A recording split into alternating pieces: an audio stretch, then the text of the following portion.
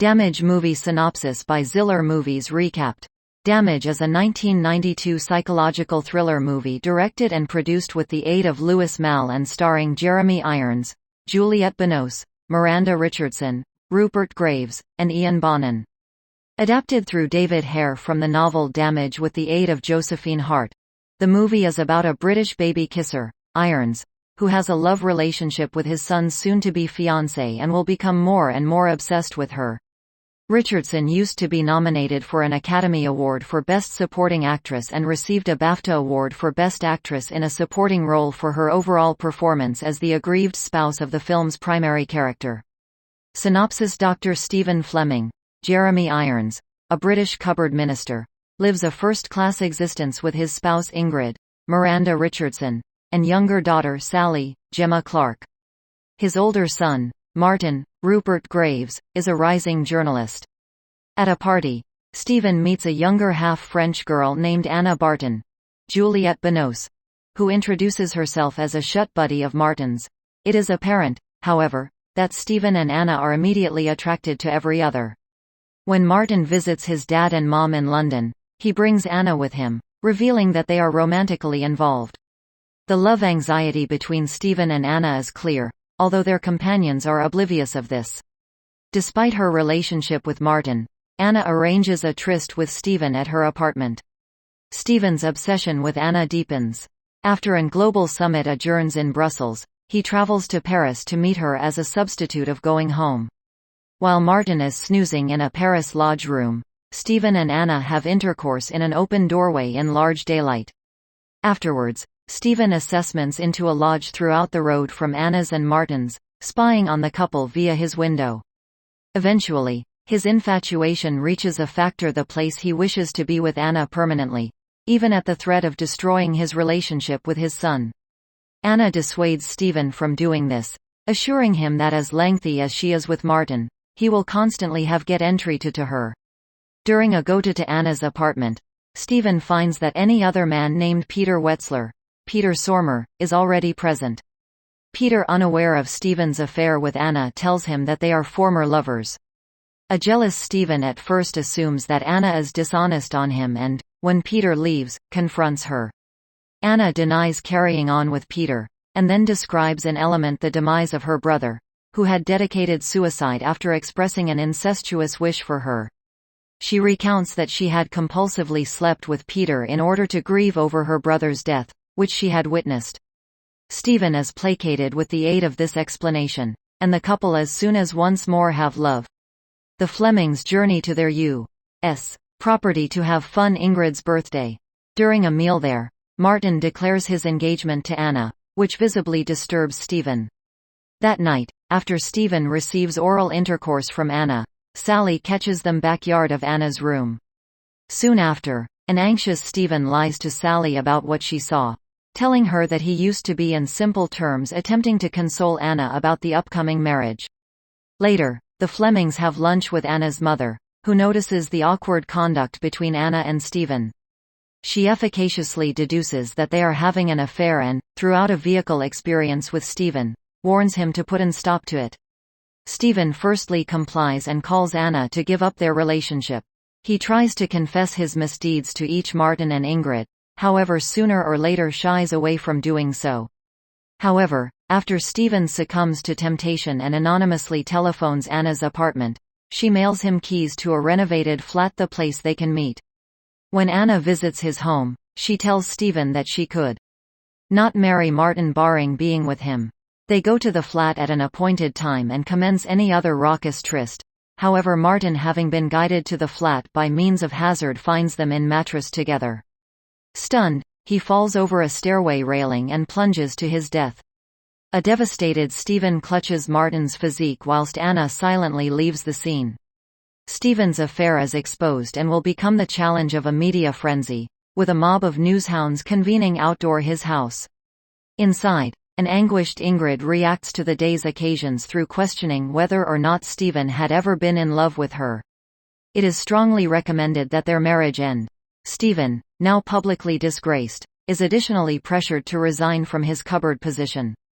He meets Anna's mom at an inn and finds that Anna is staying with her. They say nothing as they meet for the final time.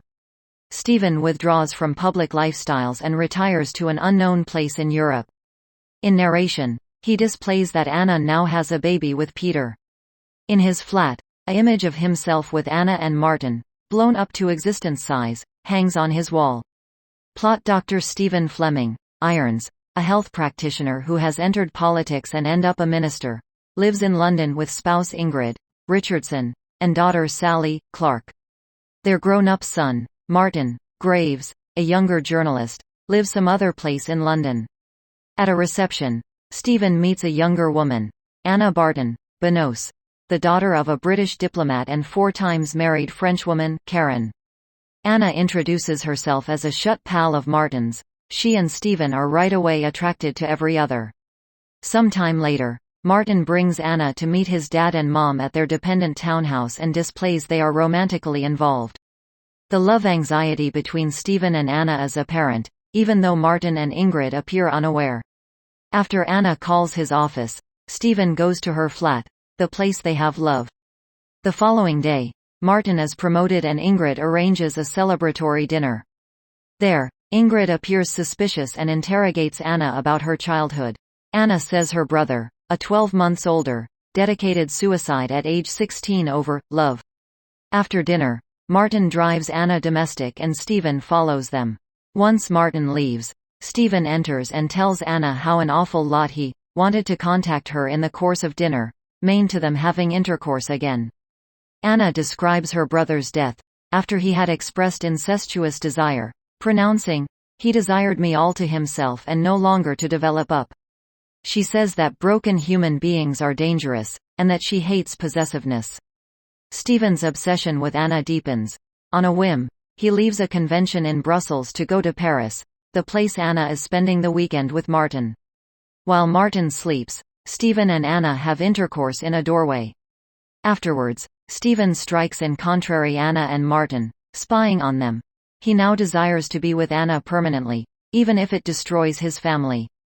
Anna dissuades him, assuring him that, as lengthy as she is with Martin, he will continually have get right of entry to her. Visiting Anna's home, Stephen finds Peter Wetzler, Sormer, her former lover. A jealous Stephen assumes Anna is dishonest and, when Peter leaves, confronts her. Anna denies it and recounts that, when she witnessed her brother's suicide, she had fled to Peter and slept with him as a reaction. The Flemings go to Edward Lloyd Bonin, Ingrid's father and Stephen's political mentor, to have fun her birthday. Martin pronounces that Anna has established his idea of marriage, which visibly disturbs Stephen. That night, Sally observes him leaving Anna's room. An anxious Stephen lies about it, telling Sally he was once speaking to Anna about the marriage due to the fact Ingrid was once upset. Later, the Flemings have lunch with Anna's mother, Elizabeth, who disparages the marriage, announcing that Martin does not appear like Anna's usual type, however noting how intently he resembles Anna's lifeless brother. Elizabeth notices the strained conduct between Anna and Stephen. She deduces the affair and warns Stephen to stop it. Stephen at the beginning complies and ends the relationship. He tries to confess to Martin and Ingrid, separately, however in the give-up does now not do it. He telephones Anna, however hangs up when Martin answers. Anna sends a key to Stephen's office, with the tackle of a flat the place they can meet. She tells Stephen that she may want to no longer marry Martin barring being with him. They meet at the flat and start some other tryst, however Martin, having observed about the flat by means of chance, finds them in bed. Stunned, he by accident falls over a railing to his death. A devastated Stephen clutches him whilst Anna silently leaves.